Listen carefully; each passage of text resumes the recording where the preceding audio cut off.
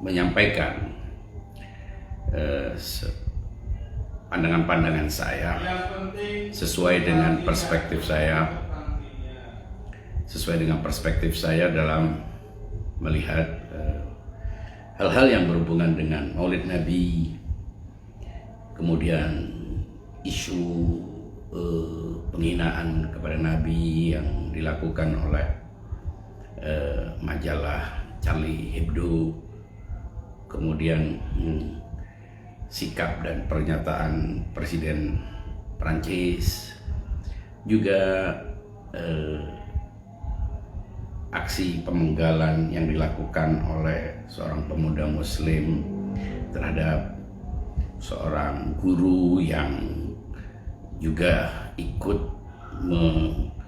menyampaikan pandangannya yang memojokkan Nabi dalam kelas,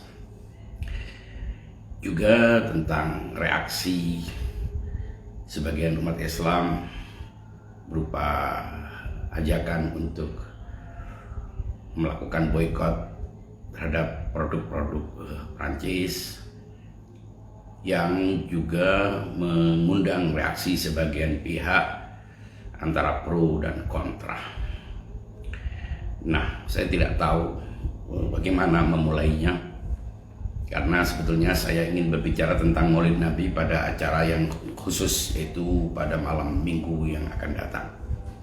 Karena itu izinkan saya saat ini membahas isu yang berkaitan dengan persoalan ini. Pertama-tama mungkin tidak sistematis karena beragam aspek yang cukup kompleks berkaitan dengan masalah ini. Jadi sebetulnya yang perlu kita ketahui pertama, bahwa menghina siapapun pada dasarnya adalah perbuatan yang negatif. Artinya tidak pernah ada sebuah alasan logis, alasan etis yang membenarkan sebuah penghinaan. Karena menghina adalah merendahkan sesuatu yang mestinya tidak rendah, melekatkan predikat hina kepada sesuatu yang tidak hina. Karena itu menghina secara umum tidak pernah benar. Nah, kalau sebuah predikat buruk itu dilekatkan pada sesuatu yang memang buruk, itu bukan dianggap sebagai penghinaan. Karena itu berbeda antara menyampaikan sesuatu yang buruk yang memang ada pada suatu subjek, baik itu manusia, benda, atau apapun, maka itu tidak dianggap menghina. Sedangkan arti menghina yang umum adalah, atau merendahkan adalah melekatkan sesuatu yang hina kepada sesuatu yang tidak hina, atau merendahkan sesuatu yang mestinya tidak rendah. Jadi ada unsur kebohongan, ada unsur ketidaksesuaian dengan fakta. Karena itu menghina dalam pengertian ini tidak pernah positif, tidak pernah baik, dan tidak layak untuk diberi justifikasi apapun. Terlepas apakah pernyataan yang mungkin tidak bermaksud menghina dipahami sebagai penghinaan, itu urusan lain. Jadi misalnya dalam ayat suci Al-Quran, misalnya berbunyi dalam surat Al-Ahzab, Allah berfirman, innal ladzina yunadunaka min wara'il hujurati aktsaruhum la yaqilun. Sesungguhnya orang-orang yang memanggil-manggilmu dari balik kamar-kamarmu adalah orang-orang yang tidak berakal. Apakah Allah Subhanahu wa taala menghina, merendahkan, mencemooh, ataukah Allah hendak memberikan sebuah mengungkap fakta yang memang ada pada seseorang? Bila itu tujuannya adalah menyampaikan sesuatu yang ada pada seseorang, maka itu tidak dianggap menghina. Menghina tidak pernah baik.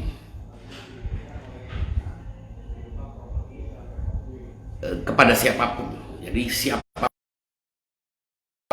yang sangat dihormati atau orang yang biasa-biasa saja tidak layak untuk dihina. Lebih-lebih penghinaan kepada orang yang diagungkan, dimuliakan. Jadi seorang yang tidak semestinya direndahkan itu jelas tidak boleh direndahkan, dan itu tidak perlu hadis atau ayat, bahkan tidak perlu berpolemik untuk itu. Sehingga kalau ada orang yang berusaha menganggap itu sebagai persoalan yang relatif atau persoalan yang debatable, maka itu sebetulnya adalah asing. Karena itu kita tidak boleh, Al-Quran mengatakan jangan kita saling memanggil dengan julukan. Padahal kadang-kadang mungkin itu sudah biasa diterima oleh orang, tapi karena julukan itu biasanya julukan-julukan yang sering orang dikaitkan dengan sesuatu yang dia tidak suka, dan karena itu kita tidak boleh saling mencemooh dengan julukan. Julukan, misalnya orang disebut kampret, orang disebut cebong, disebut tikus, anjing, itu tidak boleh, karena dia adalah manusia yang dihormati. Dia sebagai manusia adalah sebuah spesies yang terhormat, terlepas perbuatannya apa. Ketika melekatkan sesuatu pada seseorang yang bukan pada faktanya demikian, maka itu adalah tidak bisa diterima.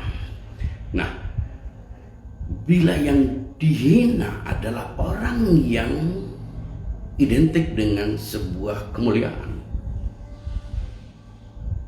dan namanya sakral, maka itu jelas adalah agresi. Itu adalah pelecehan terhadap agama secara umum. Mengapa? Karena Rasulullah SAW adalah salah satu pembawa agama, salah satu nabi yang dihormati oleh sekian banyak manusia di dunia ini. Kalau kita kalkulasi berapa penduduk dunia ini, maka yang menghormati nabi adalah penganut Islam, dan itu jumlahnya sangat banyak. Selain itu adalah orang-orang yang memang punya penghormatan terhadap keragaman. Itu juga penghinaan, karena menghina salah satu pemuka agama berarti menghina semua agama. Bagaimanapun juga nabi dihormati oleh banyak kalangan yang tidak hanya umat Islam, dan itu bukan bagian dari kebebasan. Jadi kalau ada orang yang berusaha menjustifikasi atau berapologi dengan alasan kebebasan berekspresi, maka sebetulnya setiap orang akan bisa menghina seseorang dengan alasan dia punya hak untuk berekspresi. Seringkali istilah kebebasan berekspresi, kebebasan berpendapat, kebebasan menyampaikan aspirasi dimanipulasi tanpa batas-batas yang logis dan tegas, dan karena itu seringlah terjadi pembunuhan karakter, fitnah, dan lain sebagainya. Kalau ada orang yang berusaha untuk mencari-cari entah dengan tendensi apa, mengatakan bahwa Nabi itu adalah pemaaf, ya, Nabi adalah pemaaf, tapi maaf ini ada batas-batas logisnya. Tidak semua tindakan, jadi tidak dalam teologi agama Islam, kalau orang ditempel yang sebelah kanan, dia tidak boleh memberikan pipi sebelah kirinya. Artinya kita tidak boleh menerima perlakuan penghinaan kepada diri kita sebagai manusia, dan kita tidak boleh memberikan kata maaf tanpa batas. Sebab kalau semua bisa dimaafkan, tidak perlu ada penegakan hukum, tidak perlu ada sanksi, tidak perlu ada penjara, tidak perlu ada hukuman, ada vonis, ada pengadilan. Karena itu maaf juga harus tunduk pada batas-batas yang logis dan etis, harus tunduk pada kaidah-kaidah keadilan.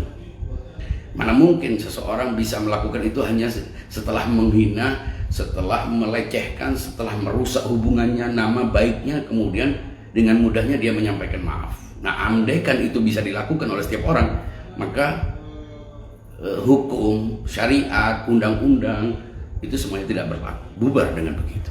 Karena itu ada batas-batas di mana kita harus memaafkan, di mana kita juga harus memaafkan, tapi dengan syarat-syarat tertentu.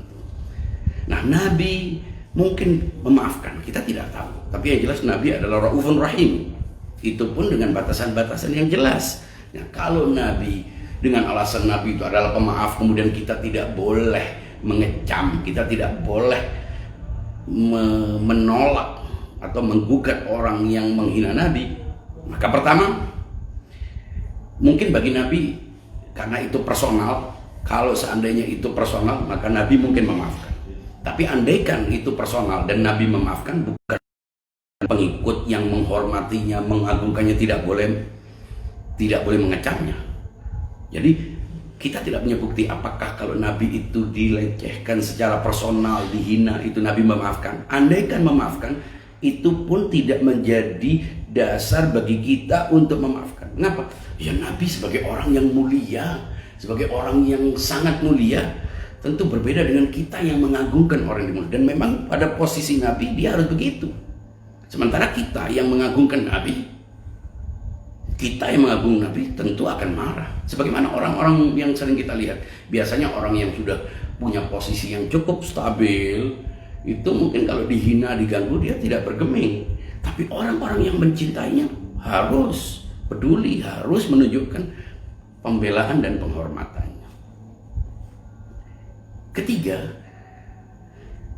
penghinaan kepada Nabi itu hampir tidak pernah menjadi personal. Karena bagaimana dia menjadi persoalan personal sementara dia tidak pernah berhubungan dengan Nabi secara personal. Jadi kalau ada orang mengatakan bahwa ini adalah penghinaan kepada Nabi secara personal, dan andaikan dia secara personal Nabi memaafkan, anggaplah Nabi memaafkan. Bagaimana memahami konteks penghinaan kepada Nabi sebagai sebuah peristiwa personal, sebagai sebuah aksi personal, karena tidak pernah berhubungan, tidak ada interaksi interpersonal antara yang menghina dengan Nabi sebagai person, antara yang menghina sebagai person dan Nabi sebagai person. Jadi asumsi bahwa ini adalah sebuah hal yang bisa dimaafkan karena Nabi pasti memaafkan. Jadi orang Islam yang menghormati Nabi juga harus maafkan. Itu adalah bagi saya adalah pembodohan. Kalau tidak pembodohan ya kebodohan. Nah, ada lagi yang berusaha untuk menganggap bahwa kecaman kita terhadap orang yang menghina Nabi itu sebagai ekspresi emosional atau ekspresi marah, dan menganggap seakan-akan marah itu pasti negatif. Sejak kapan marah itu pasti negatif? Justru marah itu adalah bagian dari kemanusiaan. Manusia yang tidak punya marah batu. Sebagaimana manusia yang tidak punya penerimaan, kita ini harus punya daya tolak, juga kita ini manusia punya daya tolak, punya daya terima. Nah, kalau manusia itu hanya punya daya terima, tidak punya daya tolak, tidak ada perjuangan, tidak ada perlawanan, tidak ada upaya untuk mempertahankan diri, membela diri. Itu semuanya adalah bagian dari kemarahan yang rasional. Jadi jelaslah falasi orang yang mengatakan bahwa mengecam orang yang menghina, kita menggugat misalnya dalam persoalan hukum dan sebagainya, itu kita disuruh memaafkan, dan kalau kita tidak maafkan berarti kita marah. Bila kita marah berarti kita dendam. Kalau itu dendam berarti benci. Karena benci berarti itu akan menghancurkan diri sendiri. Tidak selalu begitu. Karena yang menentukan bukan marahnya, alasan untuk marah. Yang menentukan juga bahwa marah tidak semata-mata sebuah aksi emosional. Maka itu kalau ada orang mengatakan bahwa marah itu semata-mata emosi, ekspresi kemarahan bisa emosional, tapi dasarnya bisa rasional. Dan marah itu tidak mesti teriak-teriak. Marah itu adalah penolakan pada dasarnya, penolakan terhadap sesuatu yang dianggap merugikan. Jadi kalau kecaman itu dianggap kemarahan, tidak ada masalah. Dan tidak semua kemarahan itu emosional. Andaikan emosional, tidak semua yang emosional itu negatif. Karena apa? Emosional itu adalah sesuatu yang dianggap emosional, itu adalah sesuatu yang berangkat dari hati, dari rasa, cinta, benci, rindu, marah. Itu semua adalah bagian dari peristiwa-peristiwa emosional yang terjadi pada manusia. Jadi tidak semua marah itu buruk, tidak semua sikap rasional, sikap emosional itu negatif, dan tidak semua yang berupa kecaman itu kemarahan. Boleh jadi memang bukan kemarahan, tapi sekedar untuk menunjukkan penyadaran kepada orang bahwa kamu punya batas-batas. Setiap orang punya hak, dan karena dia punya hak, setiap orang punya hak, maka setiap orang harus tahu batas-batasnya. Bila tidak, berarti dia akan melakukan agresi terhadap orang. Nah, Barat itu punya sejarah agresi, punya sejarah arogansi. Kalau kita katakan bahwa aksi boykot itu dengan politik, terlepas dari itu. Karena yang melakukan itu tidak hanya terjadi di Perancis, bisa juga pernah terjadi di Denmark, bisa juga pernah terjadi di Belanda dan lain sebagainya. Tapi dalam konteks saat ini yang terjadi adalah sebuah majalah yang berulang kali. Kalau kita katakan satu kali mungkin itu salah cetak, tapi berulang kali. Dan tidak hanya mencetak berulang kali pula disomasi, digugat dan dikecam, tapi mengulangnya, sehingga secuil kemungkinan bahwa itu tujuannya hanya mencari rating itu sangat kecil, sehingga yang tersedia hanya konfirmasi bahwa itu adalah sebuah aksi tujuannya untuk menciptakan sebuah chaos, sebuah kekacauan, sebuah fobia terhadap Islam. Terlepas apakah kebencian kepada agama secara khusus, ataukah sebetulnya mereka punya kebencian kepada sebuah pemahaman keagamaan dalam Islam yang mereka karena kepemahaman yang sangat rendah, karena tidak mampu untuk melihat Islam secara keseluruhan, tidak bisa mengcover, mempelajari umat Islam dengan berbagai macam pandangannya yang berbeda-beda, akhirnya dengan seenaknya secara serampangan menganggap umat Islam itu sama. Dan karena itu, baik penghinaan kepada Nabi maupun penghinaan kepada Islam maupun penghinaan kepada umat Islam tidak akan pernah benar. Mengapa? Karena umat adalah kumpulan dari banyak manusia, dan tidak semua manusia itu memahami Islam sebagaimana yang ada dalam persepsi mereka. Memang kita tidak bisa menafikan bahwa di Barat, di Eropa, di Prancis itu ada kelompok-kelompok Islam yang memang mencoreng Islam, yang memang perilaku dan sikapnya itu mencoreng Islam. Tapi itu tidak mewakili semua umat Islam. Tidak bisa dengan alasan karena segelintir orang yang punya perilaku dan sikap yang negatif, yang intoleran, yang ekstrim, yang radikal, kemudian serta-merta menganggap semua umat Islam itu demikian. Apalagi menganggap agama Islamnya demikian. Lebih parah, bahwa aksi pemenggalan yang dilakukan oleh pemuda dari chatnya itu salah, ya, tapi pembunuhan atau pemenggalan itu dengan semua kesalahannya tidak kemudian menggugurkan tidak menghilangkan buruknya kenegatifan pernyataan penghinaan kepada Nabi Muhammad. Jadi ada 3 hal yang perlu diketahui. Ada majalah yang membuat karikatur menghina Nabi. Ada guru yang menceritakan tentang majalah ini dengan tujuan mendukungnya di hadapan para muridnya dalam kelas. Ada, dan yang dipenggal. Kita terlepas bahwa pemenggalan itu salah, tidak pernah benar. Dan ada pernyataan dari seorang presiden. Jadi ada 3 hal. Presiden Prancis. Pertama, penerbitan majalah ini salah karena menghina. Terlepas menghina apapun, menghina Yesus, menghina Siddhartha Gautama, menghina Islam, menghina presiden negara yang dihormati oleh rakyatnya, itu sendiri adalah suatu yang negatif. Tidak pernah ada dasar yang membenarkannya. Alasan kebebasan berekspresi, alasan kebebasan berpendapat, hak asasi manusia itu sama sekali tidak bisa dibenarkan. Kalau itu bisa dibenarkan, nggak perlu ada undang-undang yang menghukum seseorang karena pencemaran nama baik dan lain sebagainya. Itu jelas tidak bisa dibenarkan. Kedua, ada pernyataan, ada tindakan yang dilakukan oleh seorang guru, dan ini salah. Tapi kesalahannya tidak sebesar yang dilakukan oleh majalah ini. Nah, kemudian akibat reaksi yang dilakukan oleh seorang pemuda dengan memenggal kepalanya, muncullah reaksi-reaksi yang tidak semestinya. Pertama, mestinya menganggap aksi pembunuhan, pemenggalan kepala itu sebagai sebuah kesalahan. Wajar, semua umat Islam pun. Nah, agaknya ada mindset yang negatif pada kelompok, pada masyarakat Barat yang sebagian besar tidak tahu banyak tentang Islam, karena menganggap Islam itu satu bentuk, tidak berbeda-beda. Faktanya Islam itu berbeda-beda. Ada orang yang moderat, ada orang yang sangat permisif, ada yang radikal, ada yang dalam radikal pun ada berbagai macam kelompok. Ekstrem ini juga gradual. Nah, dengan pandangan itu kemudian bukan merespon majalah yang menjadi biang keladi kekacauan ini, tapi justru menunjukkan empati dan simpati kepada guru yang dibunuh. Memang harus sebagai presiden dia harus menunjukkan simpati, tapi cara menunjukkan simpatinya dengan memberikan pernyataan yang menyakiti umat Islam, menyakiti banyak pihak, itu adalah tindakan yang tidak pantas.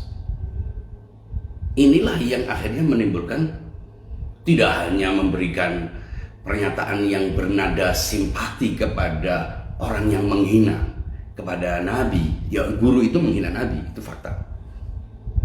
Memberinya jasa, memberinya bintang jasa. Tidak hanya itu, menutup banyak masjid dan pusat-pusat agama yang tidak terkait dengan peristiwa ini. Belum lagi akibat dari pemenggalan yang dilakukan oleh pemuda yang liar yang kita tidak tahu ini. Ada aksi-aksi kekerasan terhadap sejumlah umat Islam yang tidak ada hubungannya dengan ini. Ada 2 perempuan yang ditusuk. Ada beberapa aksi-aksi pelecehan, persekusi di tempat umum dan lain sebagainya. Dan majalah ini disebar di banyak tempat. Cover-covernya disebar seakan-akan ingin menunjukkan bahwa pembunuhan yang dilakukan oleh pemuda ini itu menjadi alasan yang cukup untuk mereka untuk melecehkan Nabi Muhammad, untuk mendukung penyebaran majalah ini, untuk mendukung semua aksi diskriminasi dan intimidasi terhadap umat Islam yang sebagian mereka adalah warga negara Perancis juga. Karena itu, sebagai orang yang tidak harus muslim, sebagai orang yang menghormati kebebasan orang beragama, sebagai orang yang menghormati kesakralan agama, apalagi sebagai orang Islam yang memang menganggap Nabi sebagai manusia termulia, haruslah kita menunjukkan penghormatan kita kepada Nabi. Nah, dan kalau ada orang-orang yang memang pandangannya radikal, yang kita berbeda dengan mereka juga mengecap ini, hanya karena kita sama-sama mengecap, tidak kemudian kita lebur menjadi satu antara yang ekstrim dengan yang moderat. Hanya karena kita sama-sama mengecam dengan Erdogan yang hipokrit, yang sebetulnya menjadikan ini sebagai komoditas politik untuk memunculkan dirinya sebagai hero, itu tidak berarti kita sama dengan dia. Dan kalau kita katakan kita memboikot, ini bukan marah-marah. Boikot itu biasa. Facebook pernah diboikot ketika dianggap membocorkan data-data penggunanya. Tidak ada yang baru. Aksi memboikot Amerika sudah memboikot Iran. Indonesia bahkan dipersulit untuk membeli beberapa peralatan senjata. Ini semuanya boikot. Jadi tidak ada yang baru dengan boikot. Nah, sekedar memboikot produk Perancis bukan berarti kita harus membakar semua produk Perancis. Itu pun temporal sifatnya, sebagai alat tekan, sebagai penyadar untuk tidak meremehkan umat Islam yang jumlahnya sekian banyak, di mana mereka juga menempati negara-negara yang kaya, yang Eropa itu hidup dari hasil penjajahan terhadap negara-negara yang sekarang dilecehkan umatnya. Jadi kecaman terhadap pernyataan Macron itu proporsional. Ketika kita mengecam bukan berarti kita membenarkan aksi pembunuhan, pemenggalan kepala. 2 hal yang berbeda. Pemenggalan itu adalah hal yang negatif dan itu adalah reaksi. Dengan semua keburukan itu adalah reaksi. Tapi membiarkan sebuah majalah menyebarkan, mengulanginya berkali-kali setelah dikecam dan menganggapnya sebagai ekspresi, sebagai kebebasan berekspresi, itu adalah penghinaan. Ditambah lagi oleh pernyataannya yang menganggap umat Islam ini kolot, umat Islam ini harus berperadaban dan lain sebagainya. Itu semuanya menggambarkan bahwa kita tetap moderat, tapi orang bersikap moderat, bersikap toleran itu bukan karena orang lain supaya menganggap kita toleran, Toleransi itu punya batas-batas aksioma yang logis, bukan pragmatis. Hanya karena supaya dianggap toleran, sehingga seakan-akan kalau kita mengecam itu kita hanya menjadi kadrun.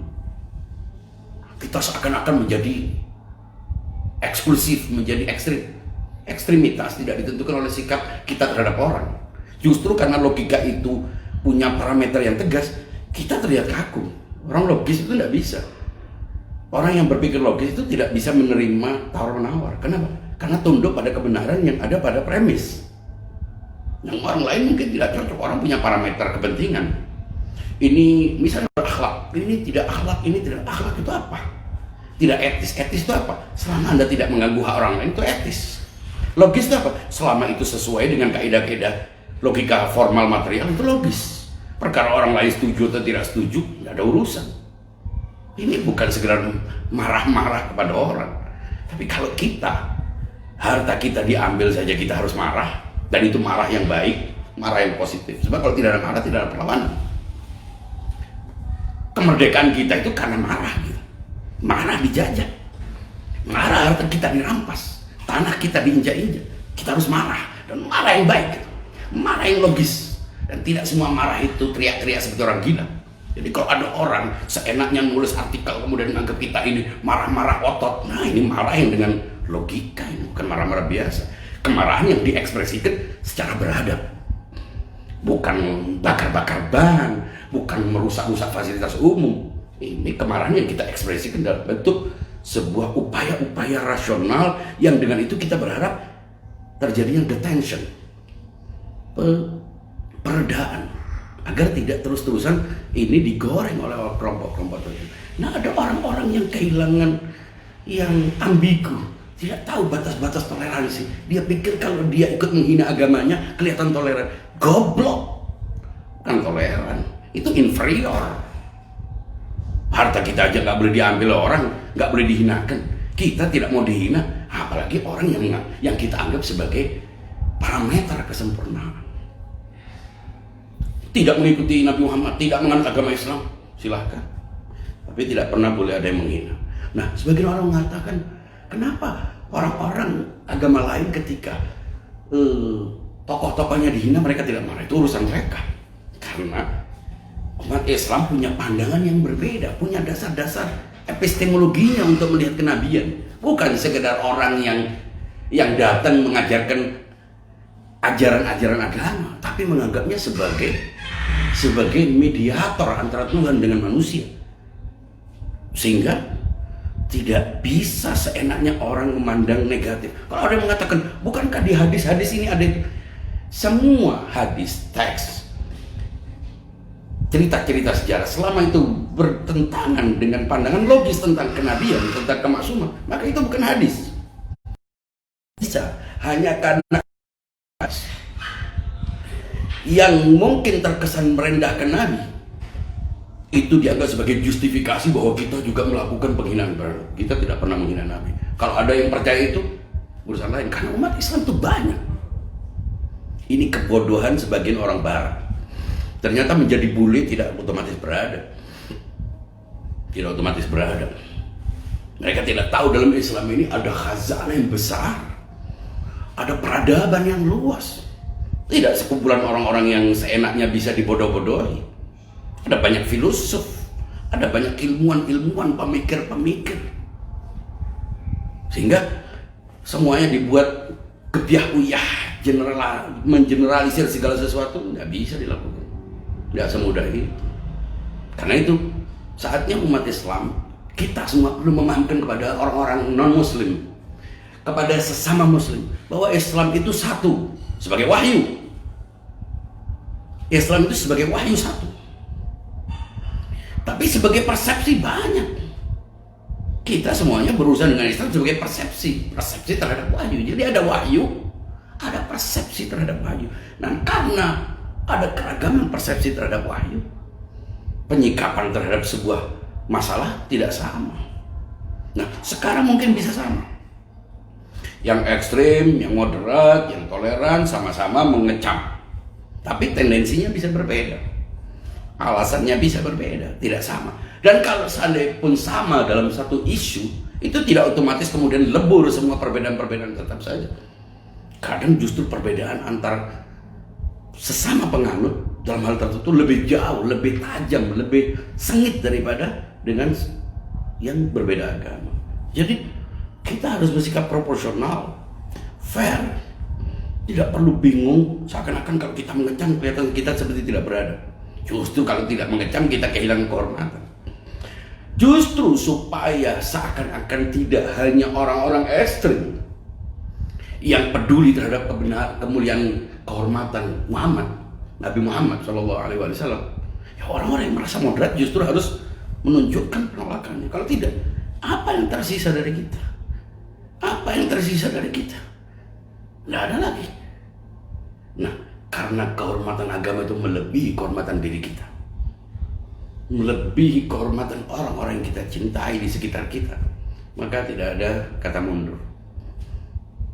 Tetap mengecam, tapi mengekspresikannya secara beradab, mengekspresikannya sesuai dengan kaidah-kaidah hukum, undang-undang, etika, agama. Bukan bakar-bakar ban, bukan menyulut kebencian, bukan juga membenci seluruh rakyat Prancis atau negara Prancis. Tidak ada hubungannya dengan persoalan itu. Apalagi menganggap non-muslim, membenci non-muslim karena peristiwa ini. Tidak, ini yang dilakukan oleh para penghina Nabi. Jelaslah tidak menghormati agama, tidak menghormati Yesus, tidak menghormati Kristen, tidak menghormati Islam, tidak menghormati sakralitas dan spiritualitas. Mereka adalah orang-orang yang memang tidak percaya kepada kemuliaan, kepada norma-norma kemuliaan yang transenden. Mereka tidak percaya. Jadi kita meskipun mengecam, tidak membenci rakyat Prancis, tidak membenci negara Prancis bahkan, karena negara adalah institusi negara. Kita tidak membenci non-muslim, tidak boleh. Kita tidak boleh membenci orang-orang yang tidak mengecam bahkan. Kita juga jangan karena kita mengecam lalu ada orang tidak mengecam kita membenci. Itu hak orang. Setiap orang berhak untuk mengambil keputusannya sendiri. Tapi kita tidak mentolerir orang yang menyinyiri orang yang mengecam, karena ini adalah sikap. Selama itu tidak mengganggu orang lain, dilindungi oleh undang-undang, dilindungi oleh hak-hak asasi yang disepakati oleh seluruh manusia. Jadi saya kira persoalannya sudah cukup clear. Tidak perlu berpolemik terlalu jauh tentang ini. Kita tetap konsisten. Silahkan yang mau mengajak boikot atau bersikap boikot tanpa perlu dilecehkan. Dan kita tidak perlu juga mencemooh orang punya pandangan berbeda. Sekedar berbeda pandangan tidak apa-apa, wajar. Tapi berusaha untuk melecehkan, menghina, mencemooh orang yang punya pandangan, mengecam karena ekspresi kecintaan, menurut saya sudah tidak bisa ditolerir. Jadi saya minta teman-teman untuk tidak menjadikan ini sebagai bahan lelucon dalam tulisan, dalam WA group, dalam Facebook, di sosial media. Ini persoalan yang sangat serius, agar kita dihormati, agar kita tidak diinjak-injak lagi, agar setiap orang harus berada dalam posisi sama. Silahkan beragama apapun, silahkan bermadzhab apapun, tapi hormati pandangan orang sesuai dengan pilihannya masing-masing. Sekian, itu saja yang bisa saya sampaikan.